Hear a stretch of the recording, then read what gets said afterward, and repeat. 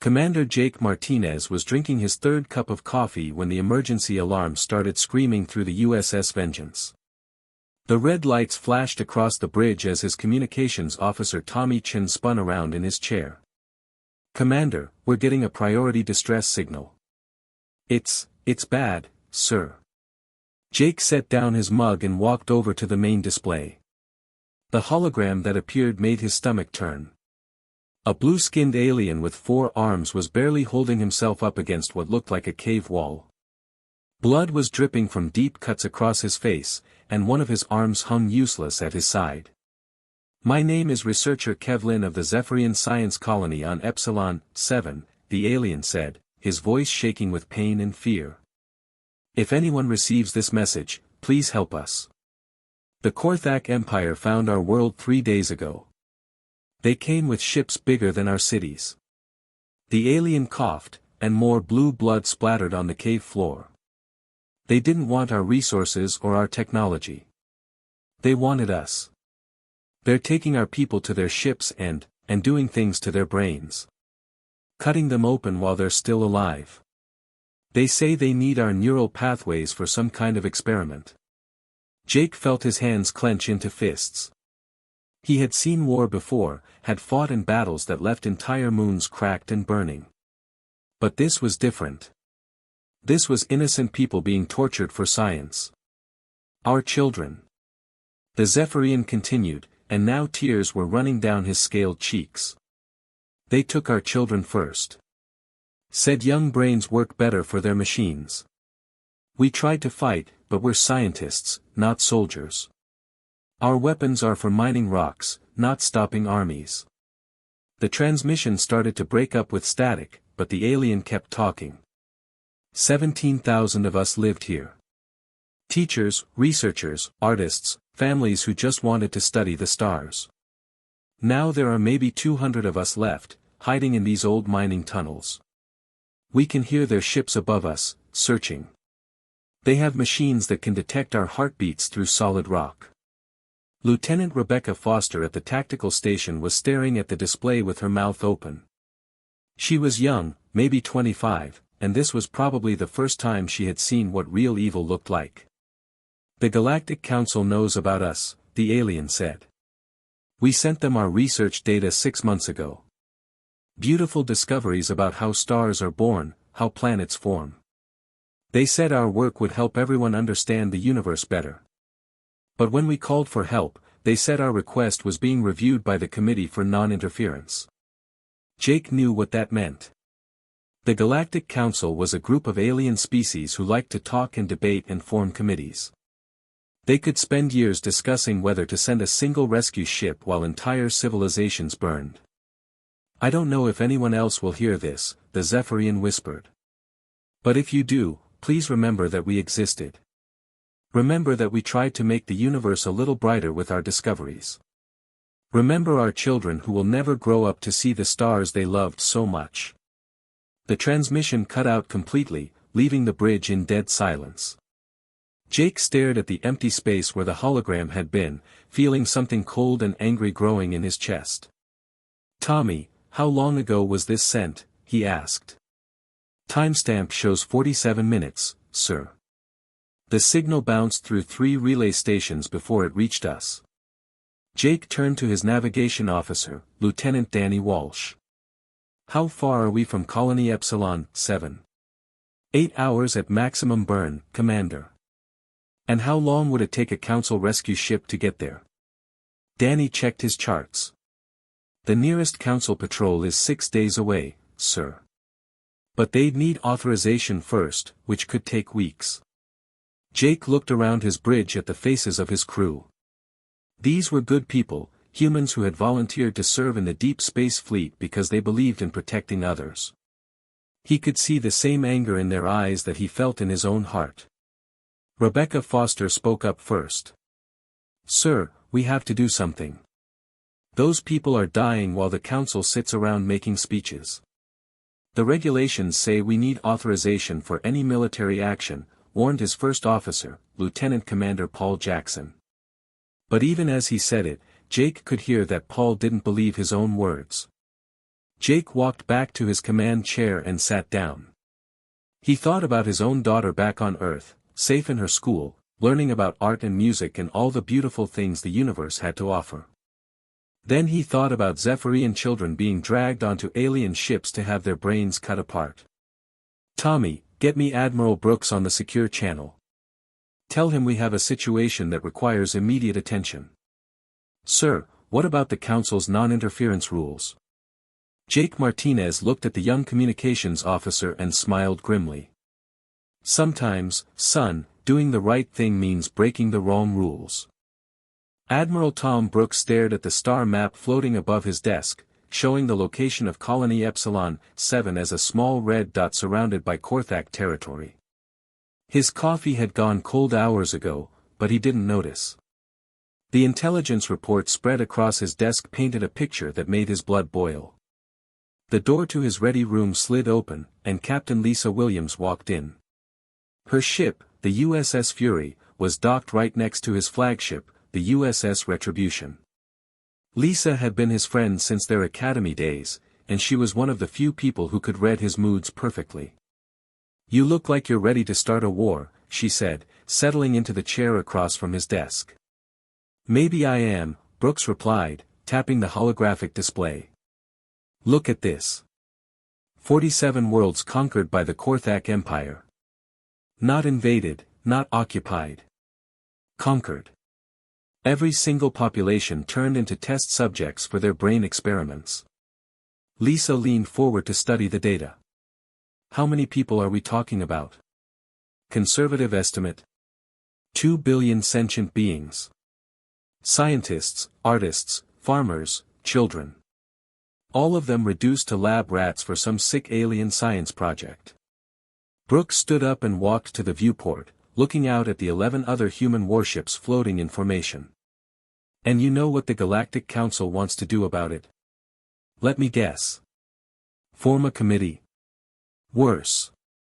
They want to send a single diplomatic vessel to open negotiations with the Korthak leadership about finding a peaceful resolution to the current situation. Brooks said the last part in a mocking tone that perfectly imitated the pompous council ambassador they had dealt with last month. Lisa shook her head. Do they actually think the Korthak are going to sit down for tea and agree to stop cutting people's brains open? The intercom on Brooks' desk buzzed to life.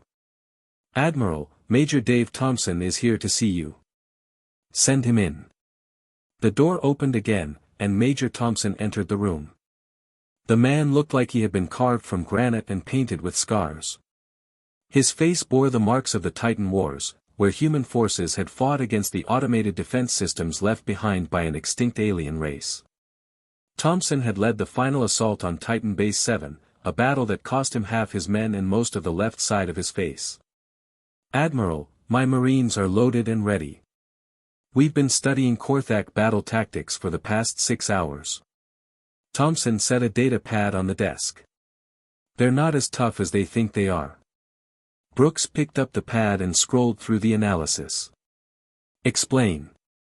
They've been conquering species that evolved on garden worlds, sir. Peaceful planets with perfect weather, no predators, no natural disasters. These aliens never had to develop real military tactics because they never faced existential threats. Thompson pointed to a section of the report. The Korthak themselves come from a world like that. They developed their technology through cooperation and scientific advancement, not through conflict. Lisa frowned. Then how did they build such a powerful empire? Superior technology and overwhelming numbers, Thompson replied. They show up with massive ships and advanced weapons, and their targets surrender without much of a fight. It's been working for them for about 300 years. Brooks was starting to understand. But they've never fought anyone like us. Exactly, sir. Earth is what the galaxy calls a death world. We evolved alongside saber-toothed tigers, survived ice ages, and fought wars that killed millions of our own species before we even figured out how to leave our planet. Thompson's scarred face showed something that might have been a smile. The Korthak think they're apex predators. They've never met actual apex predators. The intercom buzzed again. Admiral, incoming message from the Galactic Council. Brooks sighed. Put it through. A holographic figure appeared above his desk. It was Ambassador Velvar, a tall alien with silver skin and way too many eyes. Admiral Brooks, the Council has reviewed your request to intervene in the Epsilon 7 situation. We have decided to send diplomatic vessel Harmony of Stars to begin peace negotiations with the Korthak Empire. When? Brooks asked. The vessel will depart in approximately 14 standard days, after we have assembled the proper cultural advisors and prepared appropriate gift offerings to show our peaceful intentions.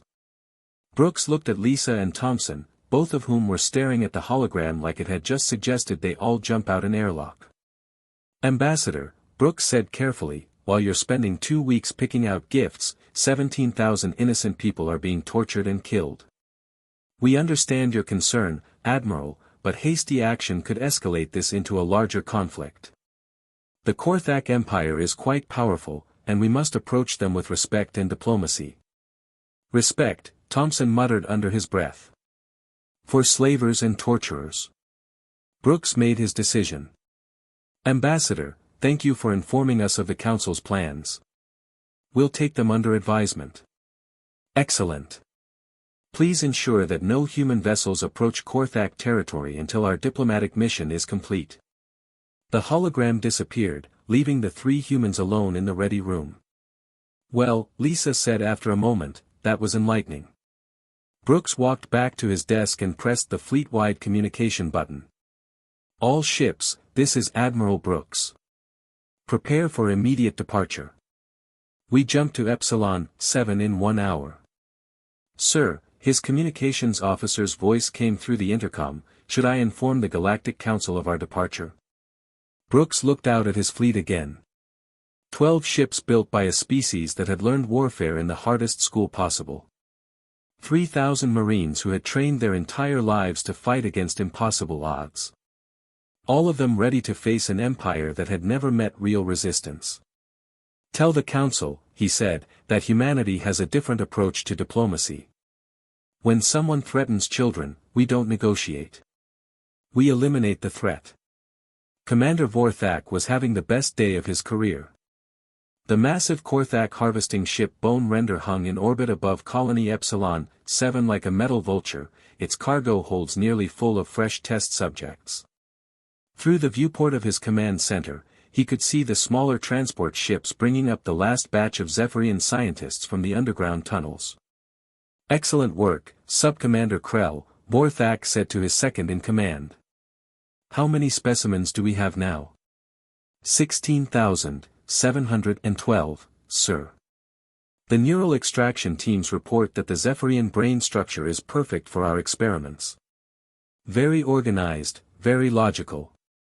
These will make fine additions to our processing centers. Vorthak nodded with satisfaction. The Korthak Empire had been harvesting intelligent species for 3 centuries, and the Zephyrians were proving to be some of the highest quality subjects they had ever found. Their brains would be carefully removed and connected to the Empire's vast computer networks, where their consciousness would spend eternity solving complex calculations.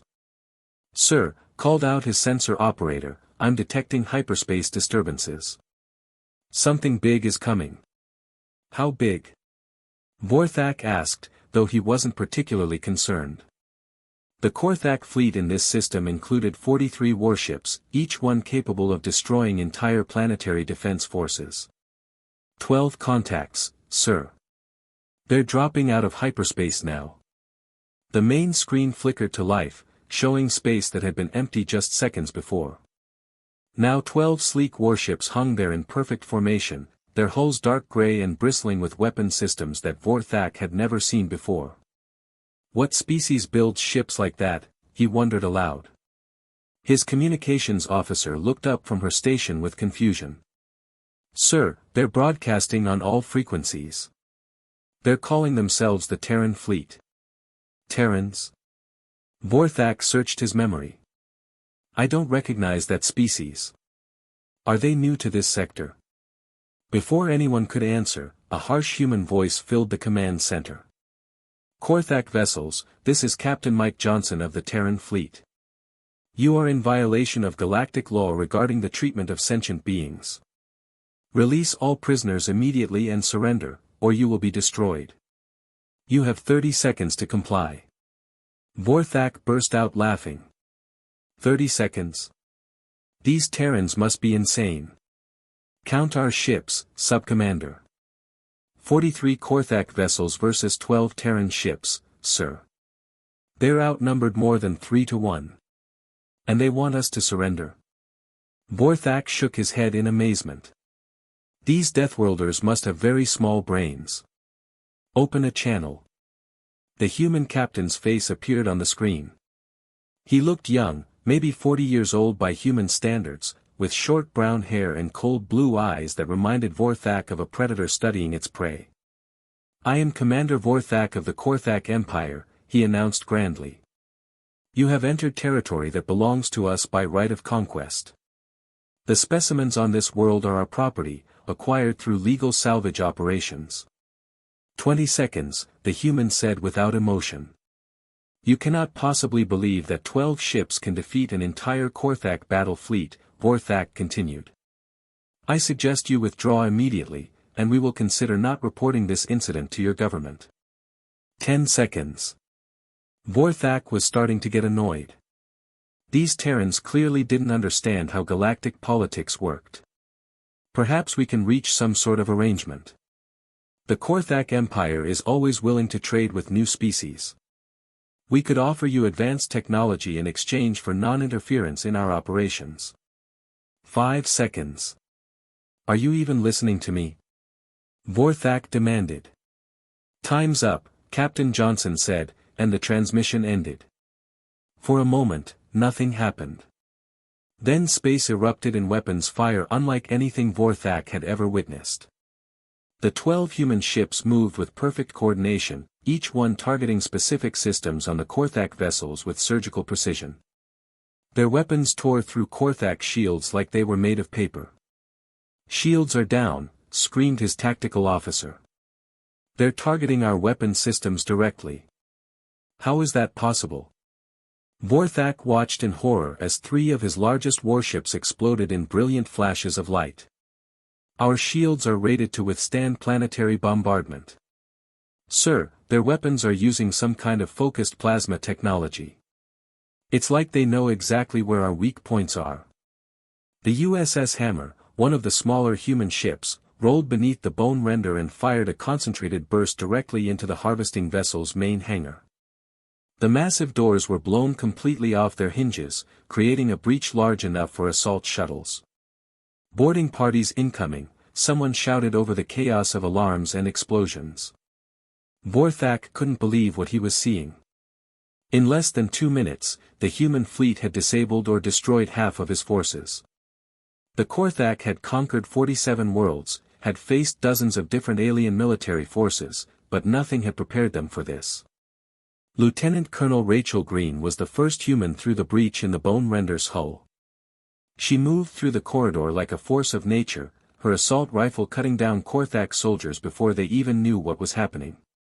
Behind her came 20 Marines, each one a veteran of Earth's most brutal conflicts. Remember, people, she called out over the comm system, prisoners are secondary. Our priority is stopping these experiments and getting those civilians out alive. The Korthak soldiers tried to mount a defense, but they had never fought an enemy like this. Their military training focused on intimidating weaker species into surrender, not engaging in actual combat against determined opponents. The humans fought with a coordination and ferocity that seemed impossible. Left corridor clear, reported Sergeant Bobby Martinez, kicking down a door marked with Korthak medical symbols. Jesus Christ, Colonel, you need to see this. Rachel entered the room and felt her stomach turn. Dozens of Zephyrian scientists were strapped to metal tables, their skulls opened and their brains connected to blinking machines. Some of them were still conscious, their eyes pleading for help. Get the medics in here now, she ordered. And find me whoever's responsible for this nightmare. Through the ship's intercom system, she could hear Korthak officers screaming orders in their alien language, trying desperately to organize some kind of resistance. But it was too late. The humans had brought the fury of Earth to this corner of space, and nothing the Korthak Empire had learned in 3 centuries of easy conquest had prepared them for predators who had evolved in the crucible of a death world. "Colonel," one of her marines called out, "we've secured the main laboratory. You're going to want to see what these monsters were doing down here." Rachel Green checked her weapon and headed deeper into the ship, ready to show the Korthak Empire exactly why humans didn't negotiate with slavers. Emperor Slagthon had ruled the Korthak Empire for over 60 years, and in all that time, he had never felt fear. His species had conquered world after world, turning billions of intelligent beings into test subjects for their neural experiments. Fear was something that happened to other species, not to the Korthak. That changed when his communications officer burst into his throne room without permission, something that would normally result in immediate execution. "My lord," the officer gasped, falling to his knees, "we've lost contact with the entire Harvest fleet at Epsilon 7. Slagthon leaned forward in his crystal throne, his 6 eyes focusing on the trembling officer. "Lost contact? What do you mean?" "The fleet, it's gone, my lord. All 43 ships." Commander Vorthak's final transmission showed human vessels attacking with weapons we've never seen before. Humans. Slagthon had heard of this new species that had recently joined the Galactic Council. Those Deathworld primitives. How many ships did they bring? The communications officer's voice dropped to a whisper. 12, my lord." Silence filled the throne room. Slagthon's royal advisors looked at each other with confusion and growing panic. 12 ships had destroyed a fleet of 43. It was impossible. "You're certain of these numbers?" Slagthon demanded. "Yes, my lord. I've verified the reports 3 times. The humans didn't just defeat our fleet, they destroyed it completely. No survivors. No escape pods. Nothing." Slagthon stood up from his throne, his massive form towering over the cowering officer. The Emperor was nearly 10 feet tall, with armored skin and razor-sharp claws that had torn apart countless enemies in his younger days. But for the first time in his life, he felt something cold growing in his chest. "Where are these human ships now?" They're coming here, my lord. Our deep space sensors show them heading directly for Korth Prime. They'll arrive in 18 hours. The throne room erupted in panicked voices as advisors began shouting suggestions.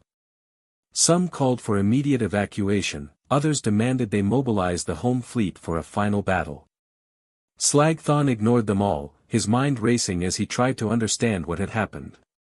In the Fortress World's military command center, General Kekstar was running battle simulations on the main computer. Every scenario he tried ended the same way, total defeat for the Korthak forces. The computer's analysis was clear and terrifying. "The humans fight like nothing we've ever encountered," he reported to his staff. "They don't target our ships to disable them. They target them to destroy them completely. They don't try to capture our commanders for prisoner exchanges. They eliminate all resistance with extreme prejudice." His tactical advisor, a young officer named Subgeneral Nexlon, was studying the battle recordings from Epsilon 7. "Sir, look at how they coordinate their attacks. It's like they're all controlled by a single mind, but that's impossible with only biological brains." "It's not impossible," Kekstar replied grimly. "It's just something we've never seen before. These humans have been fighting wars against their own species for thousands of years. They've developed tactics that our peaceful species never needed to learn." On the bridge of the USS Retribution, General Mark Stevens was reviewing the intelligence reports about Korth Prime. The planet was heavily fortified, with orbital defense platforms, ground-based missile systems, and a home fleet of over 80 warships. Under normal circumstances, attacking such a target would be considered suicide. But these weren't normal circumstances. "General," reported his intelligence officer, Lieutenant Commander Tony Walsh, "we've identified the primary neural harvesting facilities on the planet's surface. There are 17 main processing centers where they keep the victims." Stevens nodded grimly. The rescued Zephyrians had told them about the Korthak's methods. Captured beings were kept alive while their brains were slowly removed and connected to massive computer networks. The victims remained conscious throughout the entire process, feeling every cut, experiencing every moment of the horror that followed. What about the Korthak leadership? Stevens asked. Emperor Slagthon is in the main fortress on the northern continent. Our scans show approximately 50,000 Korthak military personnel and about 2 million civilians in the surrounding cities. Captain Kevin Miller, commanding the USS Vengeance, joined the conversation via hologram. Sir, I know what you're thinking, and I agree. We can't just bomb the planet from orbit. There are too many innocent people down there who were born into this system but never chose to participate in the slave trade. Stevens studied the tactical display showing Korth Prime and its defenses. The Korthak Empire has spent 3 centuries terrorizing peaceful species. They've turned terror into an art form, using fear as their primary weapon. But they've never faced an enemy that wasn't afraid of them. His weapons officer, Commander Jessica Rodriguez, looked up from her console. Sir, the Korthak fleet is moving to intercept us. 84 ships in battle formation. Let them come, Stevens replied. Lieutenant Commander Walsh, I want you to send a message to Emperor Slagthon. Tell him that humanity doesn't negotiate with species that torture children for science experiments. The message was broadcast on all Korthak frequencies, and the response came back within minutes. Emperor Slagthon's voice was filled with desperation disguised as arrogance. Human vessels, you have already committed acts of war against the Korthak Empire. We are prepared to offer you compensation for any misunderstanding. We can provide you with advanced technology, rare resources, even a percentage of our research data. General Stevens looked around his bridge at the faces of his crew. These were men and women who had volunteered to serve in the Deep Space Fleet because they believed in protecting innocent life throughout the galaxy. Every one of them had seen the recordings from the Korthak harvesting facilities. Open a channel, he ordered. Emperor Slagthon's image appeared on the main screen, and Stevens got his first look at the alien who had ordered the torture and murder of billions of sentient beings. Emperor Slagthon, Stevens said in a voice as cold as deep space, my name is General Mark Stevens of the Terran Fleet. You have exactly 1 hour to shut down all neural harvesting operations, release every prisoner in your facilities, and surrender yourself for trial. You cannot be serious, Slagthon replied. The Korthak Empire has existed for over 1,000 years. We are the dominant power in this sector of space. Your empire ends today, Stevens told him. You built your power on the suffering of innocent people. Now you're going to learn what happens when predators meet apex predators. The transmission ended, and Stevens turned to his weapons officer. Commander Rodriguez, target their orbital platforms first. I want those processing centers intact so we can free the prisoners. After that, we dismantle their entire war machine piece by piece. As the human fleet moved into attack formation, Emperor Slagthon made a decision that would have been unthinkable just days before. For the first time in Korthak history, their leader prepared to flee his own homeworld. But he would soon learn that running from humans was like running from death itself. Ambassador Susan Taylor walked into the Galactic Council chamber 6 months after the Korthak War ended, and she could immediately feel the tension in the air. The massive circular room that usually buzzed with conversations between dozens of alien species was eerily quiet. Representatives who normally chatted and laughed before sessions now sat in their designated seats, staring straight ahead. Susan had been Earth's ambassador to the Galactic Council for 3 years, but she had never seen the other species act like this. They were afraid. Not of some distant threat or unknown danger, but of her. Of humanity. She took her place at the human delegations section and looked around the chamber. The Altarians, who usually wore bright ceremonial robes, had chosen more subdued colors today.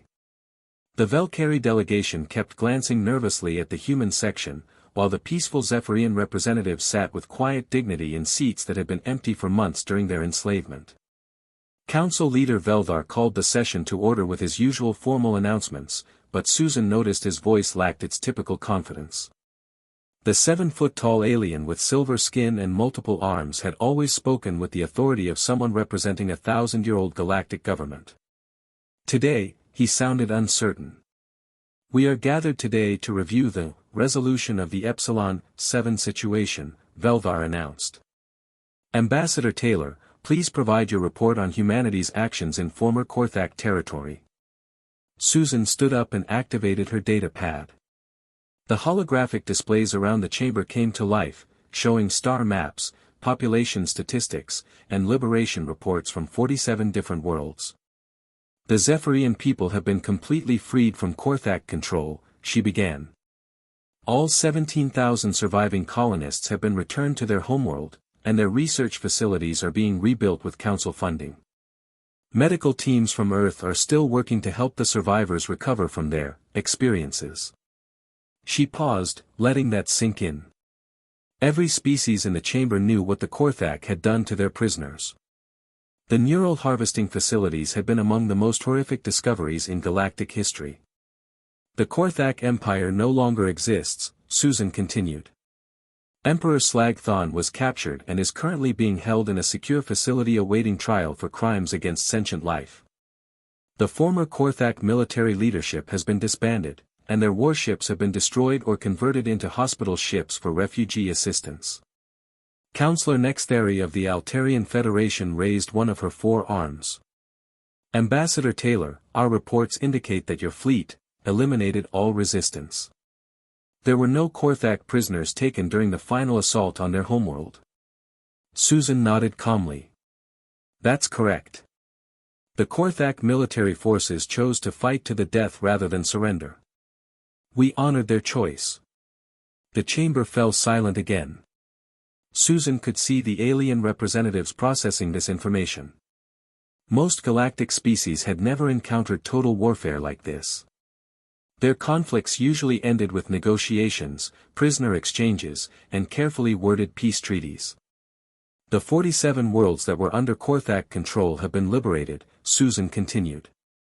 "We've returned governmental control to the original native populations and provided humanitarian aid to help rebuild their societies. Current estimates suggest we've freed approximately 2 billion sentient beings from slavery." Representative Kolveth from the Peaceful Harmony Coalition stood up, his insect-like features showing obvious distress. "Ambassador, while we appreciate the outcome of your actions, many council members are concerned about humanity's methods. The complete destruction of an entire species' military capacity sets a dangerous precedent." Susan turned to face him directly. "Representative Kolveth, are you suggesting we should have negotiated with the Korthak? Perhaps offered them a compromise where they only tortured half their victims?" "That's not what I meant." "Because that's what the Council's diplomatic mission would have accomplished," Susan interrupted. "Your peace envoy was scheduled to arrive 3 weeks after the Korthak finished processing the last Zephyrian children. There would have been nothing left to negotiate for." Council leader Velvar shifted uncomfortably in his elevated seat. "Ambassador Taylor, the Council recognizes that immediate action was necessary. However, many of our member species are concerned about humanity's approach to conflict resolution." Before Susan could respond, the chamber doors opened, and Admiral Tom Brooks walked in. The effect was immediate and dramatic. Several alien representatives actually moved backward in their seats, while others began whispering urgently to their aides. Brooks was still wearing his military uniform, and his presence filled the room with an authority that made even the council leader seem small. "I apologize for the interruption," Brooks said, his voice carrying easily through the large chamber. "I wanted to personally inform the Council that the Terran fleet is returning to normal patrol duties. The liberation operations have been completed successfully." He walked to the center of the chamber, and Susan noticed that none of the alien representatives would make direct eye contact with him. These were beings from advanced civilizations, some of them thousands of years old, and they were intimidated by a single human military officer. "I also wanted to address the concerns I've been hearing about humanity's extreme methods," Brooks continued. "The Korthak Empire spent 3 centuries torturing and murdering innocent people. They built their entire civilization on the suffering of others. When we offered them the chance to surrender and face justice peacefully, they chose to fight. Counselor Zexlon of the Mining Guild spoke up nervously. Admiral, surely there could have been a middle ground? Some form of compromise that didn't require such comprehensive action. Brooks turned to face the small, rock-like alien. Counselor, let me ask you a question. If someone was torturing your children, cutting their brains out while they were still alive, would you want to compromise with them? Well, that is to say. The human answer is no, Brooks said firmly. We don't compromise with monsters. We don't negotiate with slavers. And we don't debate philosophy while innocent people are being murdered. Susan watched the faces of the council members as Brooks spoke. She could see the mixture of fear and grudging respect in their expressions. These alien species had spent centuries perfecting the art of diplomatic solutions, but they had never encountered problems that couldn't be solved through talking. The Terran fleet will continue to patrol known space, Brooks announced. Any species that chooses to engage in slavery, torture, or genocide should consider carefully whether they want to meet us in battle. We've demonstrated what happens when predators encounter apex predators.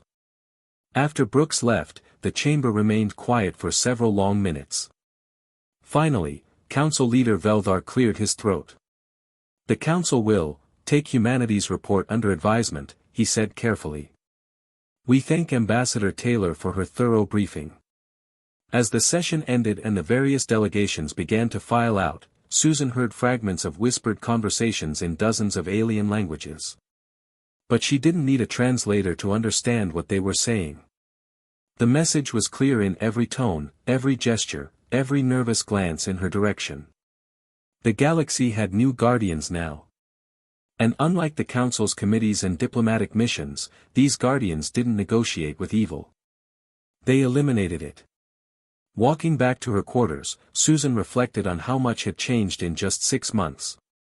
The human fleet had freed 2 billion slaves, liberated 47 worlds, and completely destroyed an empire that had terrorized the galaxy for centuries. But perhaps the most important change was right here in this chamber. The other species finally understood what Earth had been trying to tell them since humanity joined the galactic community. Some problems couldn't be solved with words. Some enemies didn't deserve mercy. And sometimes, the only way to protect innocent life was through overwhelming force applied with surgical precision. The galaxy was safer now. But it would never be the same.